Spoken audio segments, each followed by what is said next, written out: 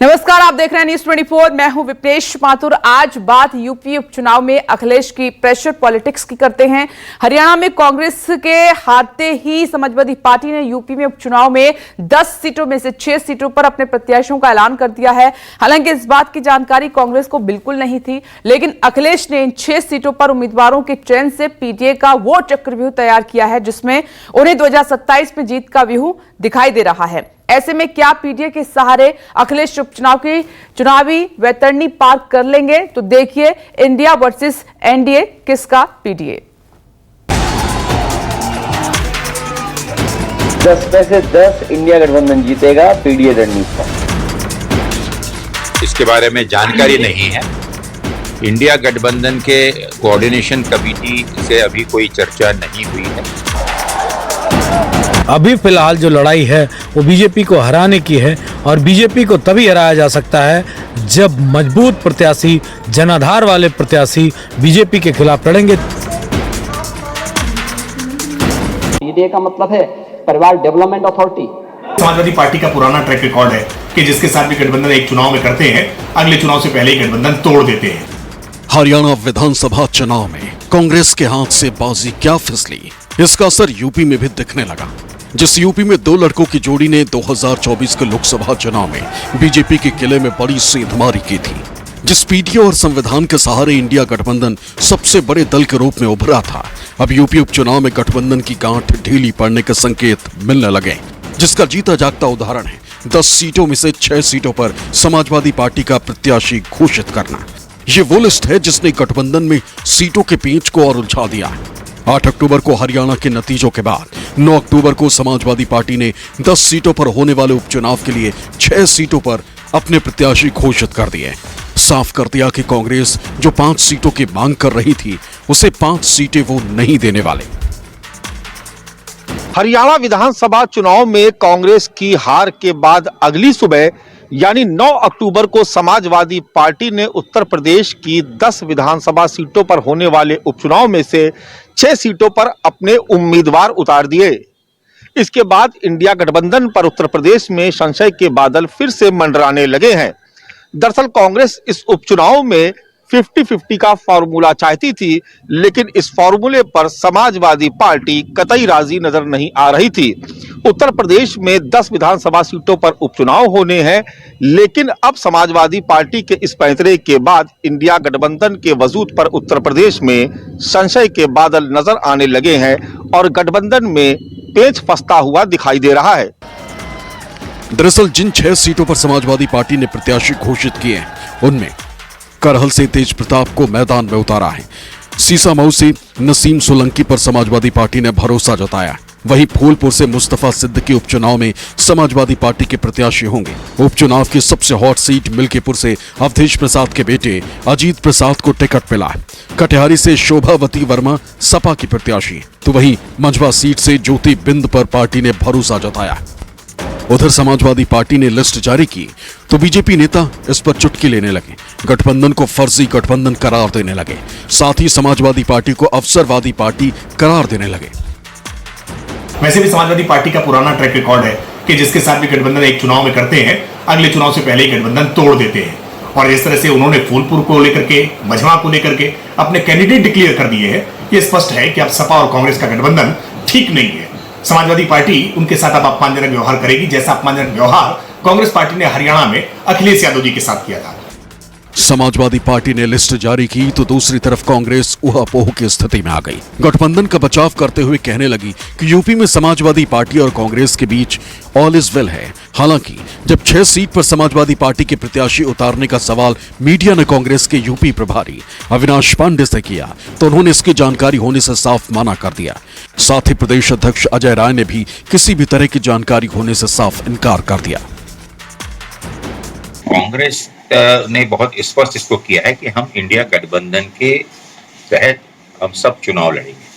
Samajwadi party ने ये जो 6 सीटें का घोषणा की है, उसकी जानकारी या उसके संबंध में चर्चा ना ही इंडिया गठबंधन के कोऑर्डिनेशन कमेटी द्वारा बतलाई गई और ना ही उत्तर प्रदेश कांग्रेस कमेटी के अध्यक्ष ने मुझे इसके बारे में बताया। अब जो चीजें राष्ट्रीय नेतृत्व निर्णय लेगा उसको तय करके गठबंधन बना रहेगा क्या?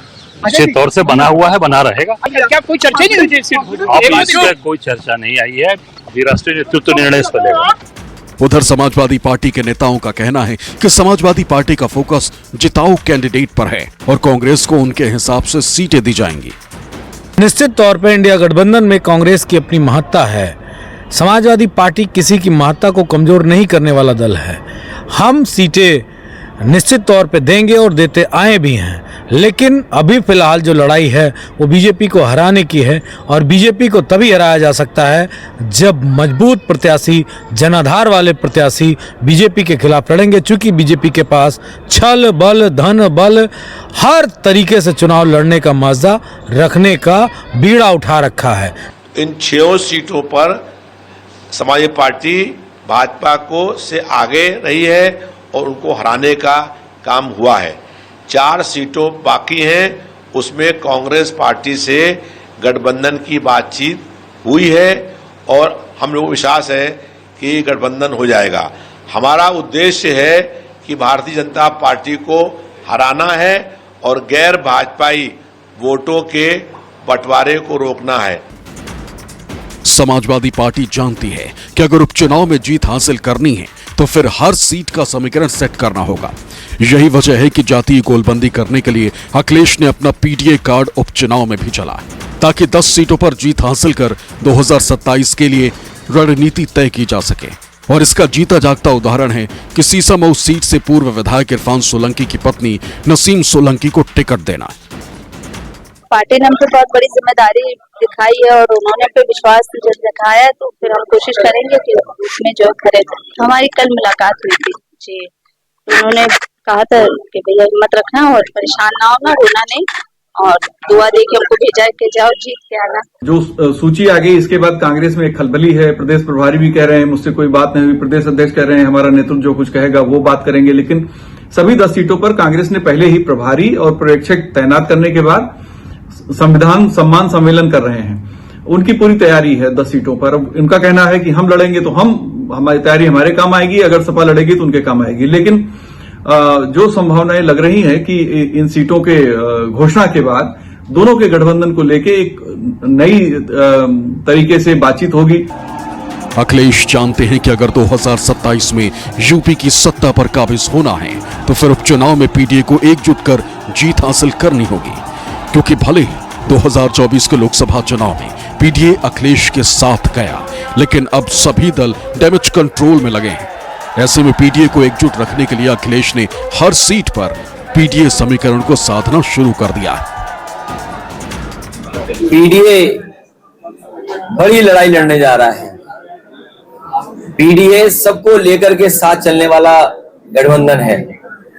पीडीए की छतरी के अंदर हम सब आप लोग हैं, इसलिए पीडीए ही एनडीए को हराएगा। सूत्रों की माने तो यूपी विधानसभा की जिन 10 सीटों पर उपचुनाव होने हैं, समाजवादी पार्टी उनमें से 1 से 2 सीट तक कांग्रेस को देने को राजी हुई है। हालांकि गठबंधन पर तस्वीर अभी भी पूरी तरीके से साफ नहीं है, लेकिन समाजवादी पार्टी ने जिन 6 सीटों पर अपने उम्मीदवार उतारे हैं उनमें से ज्यादातर सीट पर समाजवादी पार्टी के ही विधायक थे। इस लिहाज से देखा जाए तो समाजवादी पार्टी इन सीटों को कतई छोड़ना नहीं चाहती है। खास बात यह भी है कि समाजवादी पार्टी ने आज जिन सीटों पर अपने उम्मीदवारों के नामों का ऐलान किया उसमें भी पीडीए के फॉर्मूले का खास तौर से ध्यान रखा गया है। यूपी की सियासत में एक बात साफ है कि जनता वोट देने के पहले ये नहीं देखती कि वो उनके लिए कितना काम करेगा, बल्कि इस बात पर ज्यादा फोकस होता है कि वो किस जात का है। ऐसे में जातीय समीकरण सबसे अहम हो जाता है और सभी दल इसी जातीय समीकरण को साधने में लगे रहते हैं। यही वजह है कि अखिलेश ने भी पीडीए को साधने का फुल प्रूफ प्लान तैयार कर लिया। पीडीए ही भारतीय जनता पार्टी को हराएगा। जनता 10 की 10 सीटें हराएगी बीजेपी को। न केवल विधानसभा हारेंगे बल्कि कुर्सी भी छिन जाएगी। समाजवादी पार्टी की जो 6 उम्मीदवारों की सूची आई है वो पूरा उसमें पीडीए है। उसमें अल्पसंख्यक भी है और अति पिछड़े भी हैं। तेज प्रताप यादव हैं जो लालू प्रसाद जी के दामाद हैं, अखिलेश जी के भतीजे हैं और मैनपुरी से पूर्व सांसद रहे हैं। इसके अलावा निषाद हैं, पासी हैं। तो बहुत ही अच्छे ढंग से उन्होंने उम्मीदवारों का चयन किया, लेकिन सभी उम्मीदवार ज्यादातर परिवारों के सदस्य एक को छोड़ दें, अगर जो फूलपुर से इनके उम्मीदवार सिद्दीकी साहब हैं, तो बाकी सब किसी न किसी परिवार के सदस्य हैं। और लेकिन फिर भी ये सूची जो है पूरी तरीके से पीडीए है।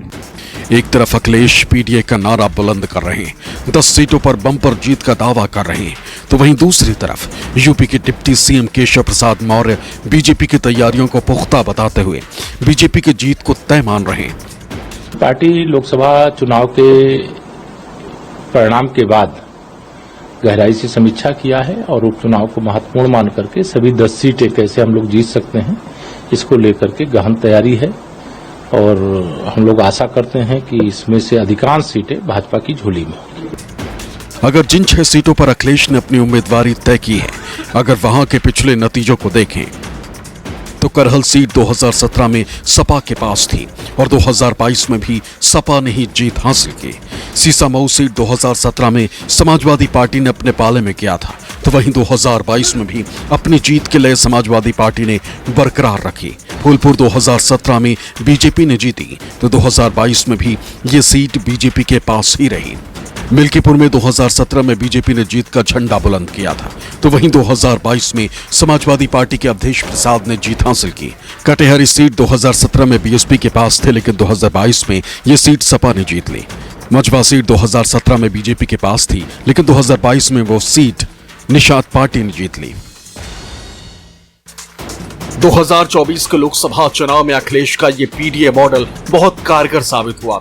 यूपी में समाजवादी पार्टी ने 37 सीटों पर जीत हासिल की थी, लेकिन इन 37 सीटों में से 32 सीटों पर पीडीए समाज से आने वाले प्रत्याशी जीते थे, यानी 86%। आंकड़ों पर गौर करें तो 20 सांसद पिछड़ी जाति से जीत कर आए, वहीं 8 दलित प्रत्याशी भी सांसद बने, वहीं अल्पसंख्यक समुदाय की 4 सांसद जीत कर बने।